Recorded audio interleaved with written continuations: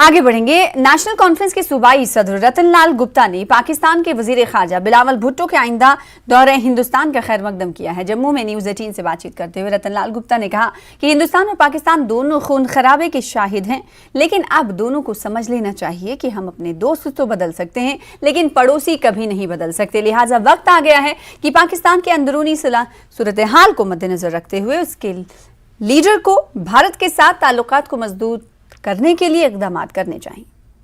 Conference के provincial president Ratanlal Gupta हमारे साथ मौजूद हैं। कैसे देखते हैं आप आगे, आपको लगता है कि क्या अब पाकिस्तान को जिस तरह से जो बिलावल भुट्टो यहाँ पे आएंगे तो हमें क्या क्या मुद्दे उठाने चाहिए? क्या हमें ये मुद्दा उठाना चाहिए कि वाकई जो पाकिस्तान की तरफ से जो आतंकवाद फैलाया गया है और उसमें अभी कोई कमी नहीं आई है, तो किस तरह से नेशनल कॉन्फ्रेंस इसको देखते हैं? देखिए, नेशनल कॉन्फ्रेंस का हमेशा ये मौक़िफ़ रहा है कि पड़ोसियों के साथ ताल्लुकात अच्छे होने चाहिए। आपको याद होगा अटल बिहारी वाजपेयी जी ने कहा था कि दोस्त बदले जा सकते हैं, पड़ोसी बदले नहीं जा सकते। जब पता है कि पड़ोसी यही रहना है तो इनके साथ ताल्लुकात अच्छे होंगे तो ज़िंदगी अच्छी बीतेगी और ये सिस्टम समय अच्छा चलेगा। अगर हिंदुस्तान और पाकिस्तान ने ये मंशा जाहिर की है और वो चाहते हैं, लोग तो चाहते हैं, चाहे पाकिस्तान के हों चाहे हिंदुस्तान के हों, आम जनरल पब्लिक ये चाहती है कि रिलेशन हमारे अच्छे होने चाहिए और हम भी यही चाहते हैं कि हमारे पड़ोसियों के साथ और ख़ासकर पाकिस्तान के साथ अच्छे ताल्लुकात होने चाहिए। और मैं समझता हूँ कि अगर हिंदुस्तान की गवर्नमेंट और पाकिस्तान की गवर्नमेंट चाहे, नेक नीयत से चाहे और आपस में ताल्लुकात अच्छे अगर हो जाएं तो इसका मैं समझता हूँ सबसे ज़्यादा फ़ायदा जो होगा वो जम्मू कश्मीर को होगा। ये हासिल तो कुछ नहीं किया 1947 के बाद, मतलब पाकिस्तान ने यहाँ जम्मू कश्मीर के अंदर या हिंदुस्तान के साथ झगड़ा करके 3 जंगें की हैं। आप क्या समझते हैं कि क्या फ़ायदा किया होगा? कुछ फ़ायदा नहीं हुआ, बल्कि पाकिस्तान की हालत आपके सामने है। तो हमारा ये कहना है और हर कोई चाहता है, शांति चाहता है।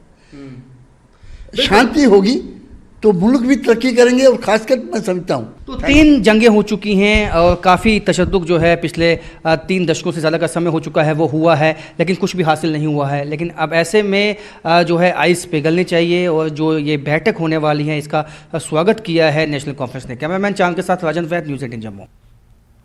जम्मू कश्मीर बीजेपी के सदर रविंद्र रैना का कहना है कि पाकिस्तानी वजीर खारजा की SCO इजलास में शिरकत मामूल की कार्रवाई है और रैना ने कहा कि बिलावल भुट्टो की अपने हिंदुस्तानी हममनसब एस जयशंकर से मुलाकात का इम्कान है जिसमें वो एक दूसरे के साथ अहम मसले पर तबादले ख्याल करेंगे।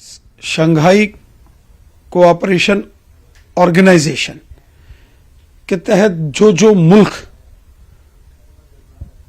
इसके मेंबर्स हैं उनके जो रिप्रेजेंटेटिव्स हैं वो इस मीटिंग में भाग लेंगे और इसमें पाकिस्तान के फॉरेन मिनिस्टर हो या जो बाकी के देश हैं उनके फॉरेन मिनिस्टर्स या बाकी जो उनके रिप्रेजेंटेटिव्स आते हैं और उस नाते से अगर वो भी आ रहे हैं तो अच्छी बात है। तो आर्टिकल 370 के बाद अगर देखेंगे तो पाकिस्तान का कोई किसी भी लीडर का ये भारत का पहला दौरा है।